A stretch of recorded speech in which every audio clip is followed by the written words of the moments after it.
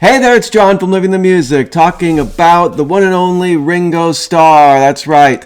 We'll talk about this book in a moment, but the basic questions I want to ask are, why was Ringo initially so successful post-Beatles in that early 70s period? He had a string of hit singles, he had a big album, which we'll talk about, and then also the secondary question, which is, why was he not able to really follow that up? Why did he kind of fall off the map commercially toward the end of the 70s and onward? As I say, we got this new book from this guy, Aaron Badgley. He has written another book about George's Dark Horse Records, kind of going through the whole history of that. Very interesting. This is his take on Ringo in the 70s. I learned a lot in reading this, and I thought I would use this as a launch pad to say something about Ringo's career in the 70s. Now, of course, you can go to Wikipedia and get all the numbers and chart positions and all of that, so you don't really need me or any video for that. But again, we want to ask the question, what made him successful initially, and then what led to a drop-off? And I'm basing it a lot on this book and just common sense and other things that I've heard. So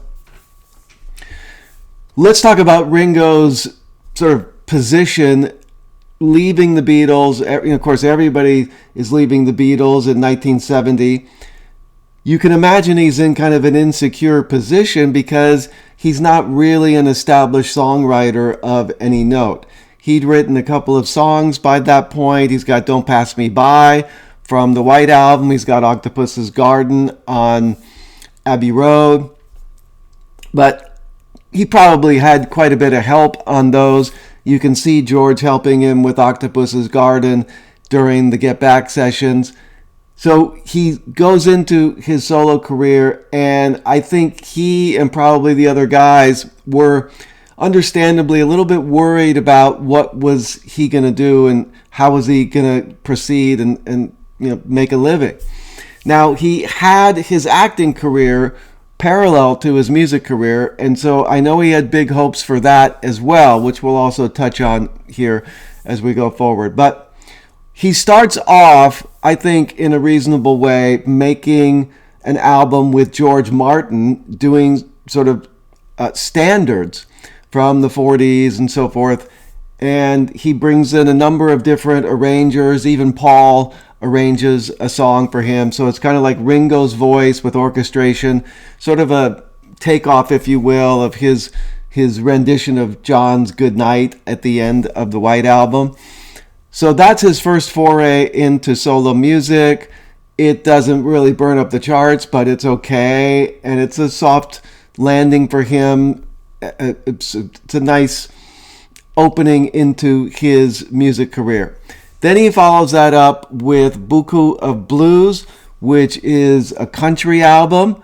It's covers, you could say, in that he didn't write the songs, but it's all new songs that were written for him for this album. So it was just kind of a turn of events where he met the right people, and they, invited him to come to Nashville and put this thing down. They would basically do the arrangements. They'd put the backing tracks together. He just had to come in and sing them. So that ends up being a pretty good artistic statement on Ringo's part.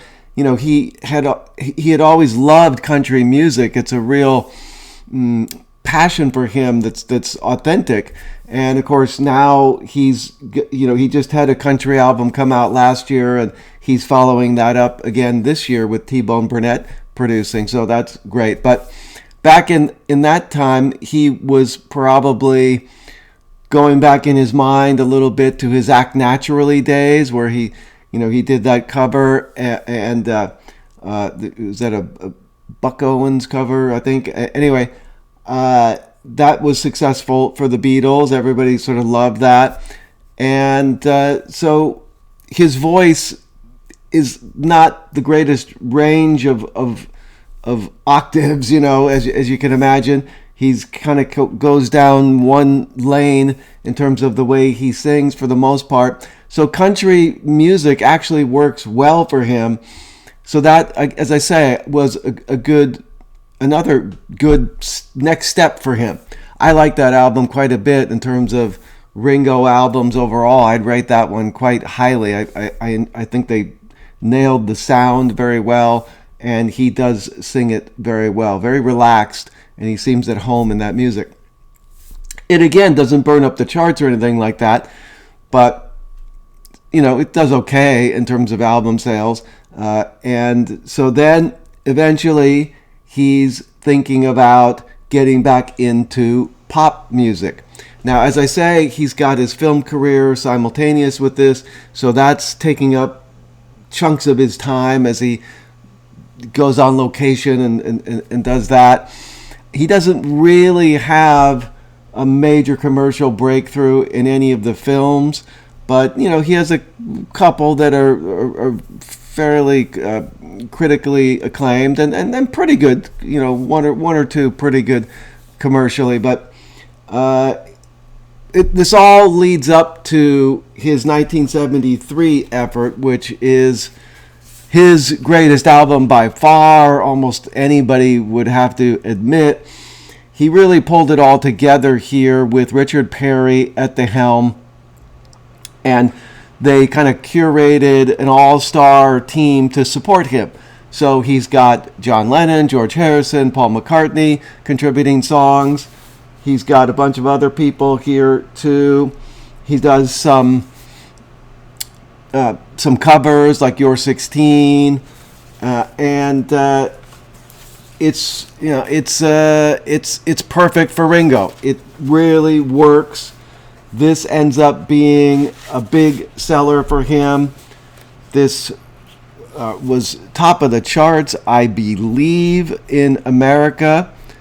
Let me just maybe number two. Let's see. U.S. Yeah, made it to number 2. So something just beat it out. But anyway, it came with this fun booklet with these drawings of the various songs on the album. So they went all out here to do this right. He had some smash singles from this. Oh, and by the way, I should say before this came out, he had some pop singles like "It Don't Come Easy," "Back Off Boogaloo," and then from this album you got "Photograph," and that's probably his most successful song, with George helping him on that. He'd also worked with him on "It Don't Come Easy" and "Back Off Boogaloo." So by the time this album comes out and these singles are, raging up the charts, he's really kicking some ass in the commercial music world. And in fact, John Lennon says something like, can Ringo send me some hits or something? Show me the way to get some hits on the radio. And it's just a great victory for Ringo. Now, why did this all work? Because he had a great team working with him. Richard Perry was perfect. He was really on the ball here. He produced it, but more than produced it, he really organized the whole thing for him to make it work for Ringo. Not to say Ringo wasn't involved every step of the way, but he had this great partner with him to support him, and the other guys in the Beatles were really on board to make this album a winner for him. So it seems like that's a pretty important ingredient for Ringo's success early on. And he, of course, stepped up, delivered the goods. He brought his charm, his very easygoing, likable personality. It's almost impossible not to like Ringo. It's almost impossible not to love Ringo. So all of that sort of carried the day here with this time period of 1973. Now, he follows this up with Goodnight Vienna the following year, And that does pretty darn well too. I believe that goes gold, yes. And that had one or two singles on it as well that were pretty good. One of them I'm almost sure was top 10. Again, you can get all these numbers very easily at Wikipedia, but the point is the follow-up was quite good, and it is a good album too. Again, he's got help from the guys. Richard Perry's with him again. It's trying to recreate the Ringo album in its spirit and its design. The other Beatles are trying to support him again, but it's pretty much considered not quite up to the standard of Ringo. And from that point, things seem to start going on the downward slope until eventually by the end of the 80s, he doesn't have hits anymore whatsoever, and his albums are hovering around like, in the hundreds, in terms of Billboard charts.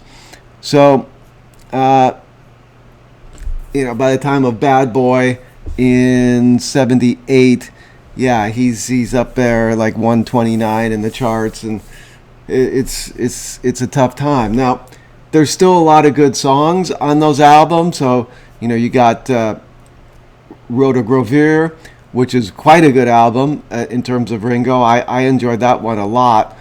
And then Ringo the Fourth, it's got that kind of goofy cover on it. I'll leave it to you to check that out if you dare. But it gets kind of slammed as one of his worst albums. But I think that's not a bad album.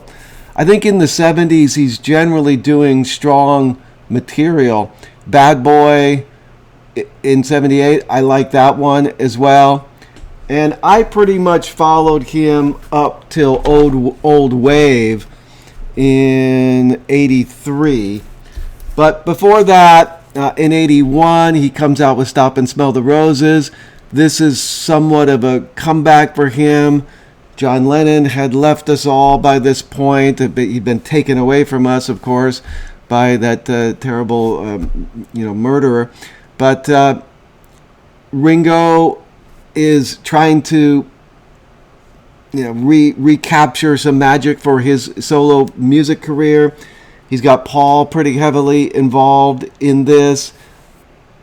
They get him, I believe, a top 40 hit with Rack My Brain, but other than that, this album doesn't do very well either.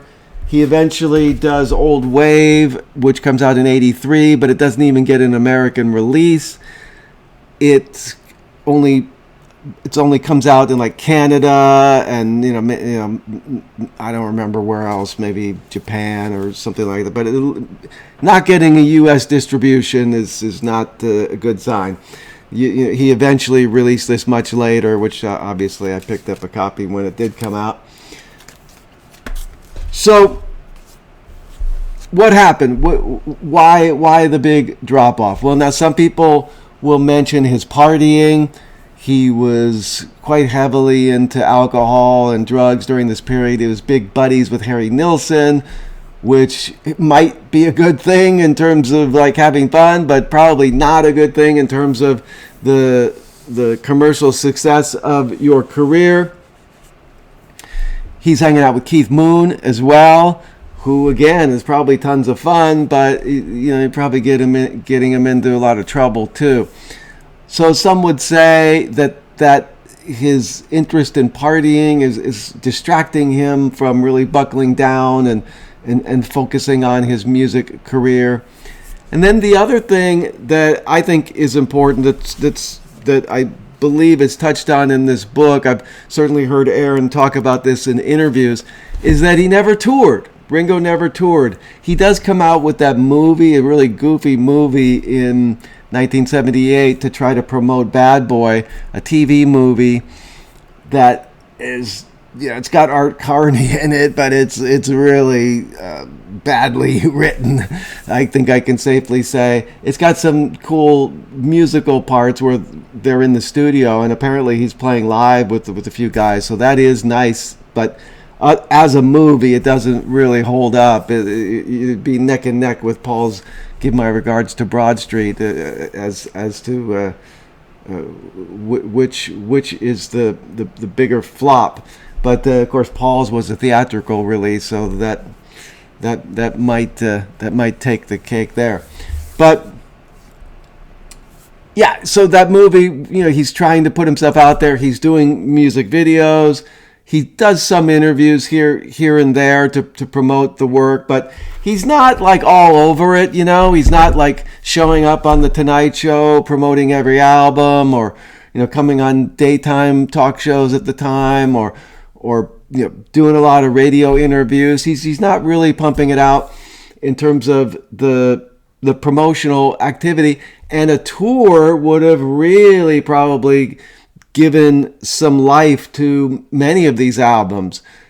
If he could have established himself as a live act that was entertaining, worth seeing, that would have brought him a lot more publicity, would have kept him more in the public eye. And of course, people come to the show, they enjoy it, they buy the album, they buy the single, they listen to it on the radio and so forth. But, like most of the Beatles in the 70s, other than George for one tour and Paul for one tour in the States, he in the late 70s, in 79, he does a little UK tour, but John doesn't tour really in the 70s. He does, a couple one-off shows, and Ringo didn't do any. He showed up at a concert for Bangladesh for George, maybe a telethon here or there. He shows up on The Last Waltz with the band. So, he's around now and then, but it's not a concerted effort that you need to really pump yourself out there to be a pop star in the 70s. So what worked for him in the beginning is his charm, of course, his talent. His drums are all over these albums. Sometimes he's accompanied by another drummer, usually Jim Keltner, which is cool, but, you love Ringo's drumming in the Beatles. Sometimes you just like to hear him banging away, reminiscent of his Beatle drumming. But in any case, the instrumentation is always quite good. The songwriting's quite good. He's got Vinnie Poncia, whom he writes with a lot. Vinnie would go on to have some success with Kiss, with I Was Made for Loving You, and a bunch of other artists as well. So he was a strong songwriter. There's good material, but he's relying on that charm. He's relying on his drumming talent. He's relying on other people to support him. But it's just not enough to break through the competition. We're talking about the 70s and pop music. Huge competition as you get into 75, 76 and onward with ELO and Boston and eventually Foreigner and all these kind of acts that are just writing these knockout, drop dead tunes. They got singers that are just incredible talents, like Lou Gramm from Foreigner, and the singer from Boston, Bradley Delp. I mean, these are world-class voices, and of course you got the talent of a Tom Scholz and a Mick Jones, respectively. You got Fleetwood Mac in there with Lindsey Buckingham, Stevie Nicks, Christine McVie. That whole band is incredible. You got Peter Frampton with his whole sex appeal, I suppose, at the time. You got the Bee Gees. You got a lot going on. Now, Paul McCartney, if you're Paul McCartney, you can find a way to break through that. You're going to write songs enough that are catchy enough, that are good enough, that are even stand out enough, like really outstanding songs, like Silly Love Songs, Listen to What the Man Said, these are kind of like perfect tunes for that mid-70s period. And you got the voice of Paul McCartney. You got the resume of Paul McCartney. You're one of the duo of Lennon and McCartney. You're going to get more of a pass, more interest in what you're doing from the public. It's just the way it is. I mean, they're all the Beatles are legends, but Lennon and McCartney are on another stratosphere. Was Ringo ever going to have that kind of success of Paul McCartney? Probably not, but he could have done better with a real full-on focus on promotion and getting himself out there on tour. If not every year, maybe every other year. How about 2 or 3 times during the 70s? I think that could have really helped his cause. So there you have it.